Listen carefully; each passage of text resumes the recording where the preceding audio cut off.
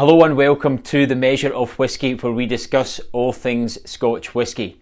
Now, most of you will be aware that a single malt Scotch whisky only ever contains 3 raw ingredients: malted barley, yeast and water. So why then do they all taste so dramatically different? And more importantly, why are some of them really smoky and some of them are not? Let's find out.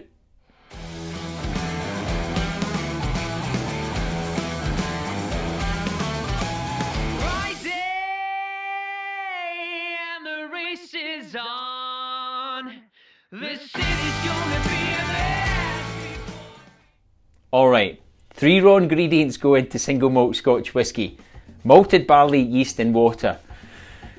But some of the whiskies that you've potentially tried are very smoky, some of them are not. So where does that smokiness come from? If we want to try and discover where the smoke comes from, we have to backtrack into the production of the single malt itself. So as I mentioned, malted barley is one of the 3 raw ingredients that has to go into single malt Scotch whisky. And whenever we're using barley in any sort of a liquor or any sort of an alcohol, what we have to do is we have to start the germination process for the barley or for the grain, whichever grain it is.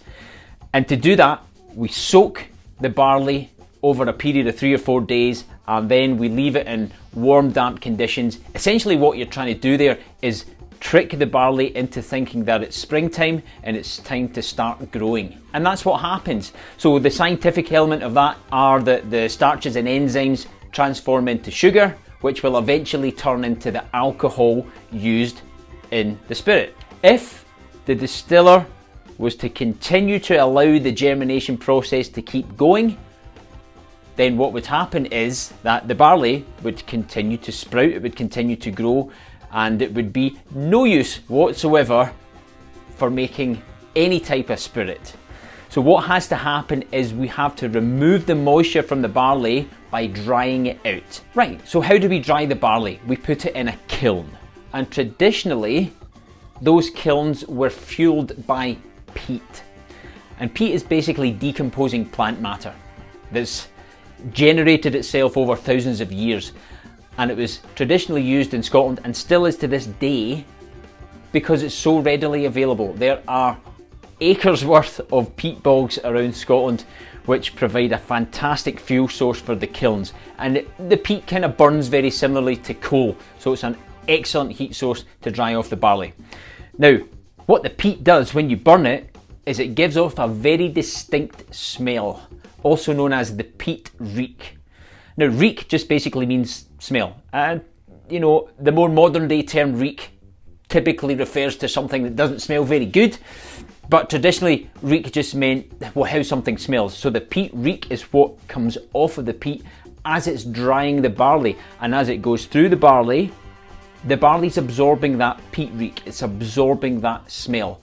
That in turn then goes through the distillation process, it comes out in the new make spirit, and then it goes all the way through the maturation process in the barrels, and it comes out in the final expression of the bottle. So that's why certain whiskies have that peat reek, that smell, and certain whiskies don't, because some distilleries do not use peat anymore to dry their barley. Now, peat can be measured. It can be measured by using the scale of ppm, so that's phenolic parts per million. And nowadays, each distillery, if they are using peat in their barley drying process, they know exactly how much ppm is going into the barley because they want consistency. They want to make sure that every bottle they present of the same expression has the same phenolic compound in it. It smells the same, it tastes the same. I have a Laphroaig Triple Wood in front of me here. Now, this is the quintessential peated whiskey. Most of you will have certainly heard of this, if not tried it, and it's very readily available. This is considered to be a heavily peated whiskey. So if I was to give you an indication of how much peat's in Laphroaig, typically it's between 45 and 50 ppm, okay?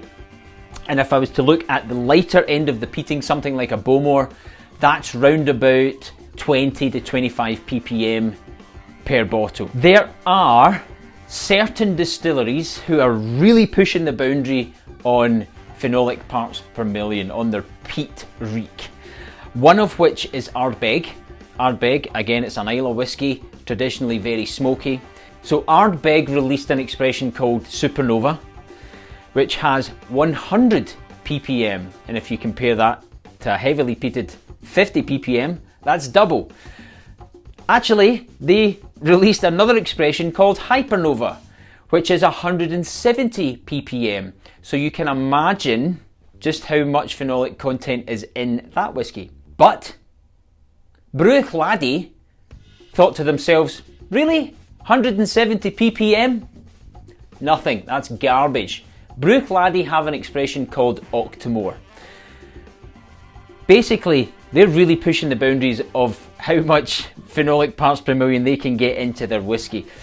Octomore has lots of different versions. Their expression of the most heavily peated Scotch whiskey on the market today has 309 ppm. So you really have to like barbecue to drink an Octomore.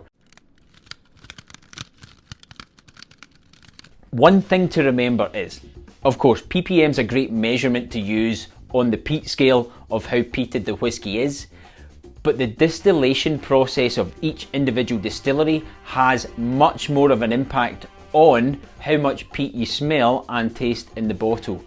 And we're not going to get into the whole science behind that, but the stills that the fermentation process takes part in has an enormous part to play in how much of that peat you actually experience in the end. That is where the smokiness or the peat reek comes from in a single malt Scotch whisky.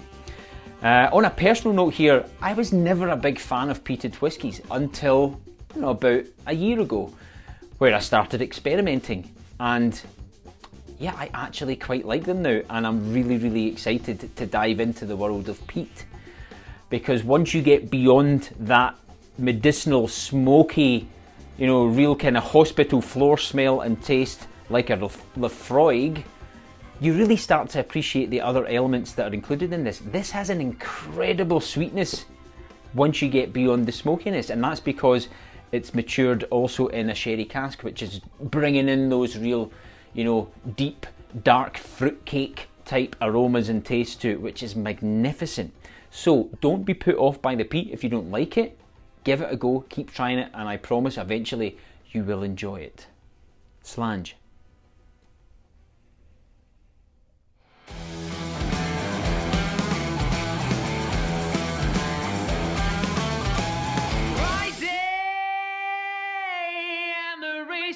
On. The city's gonna be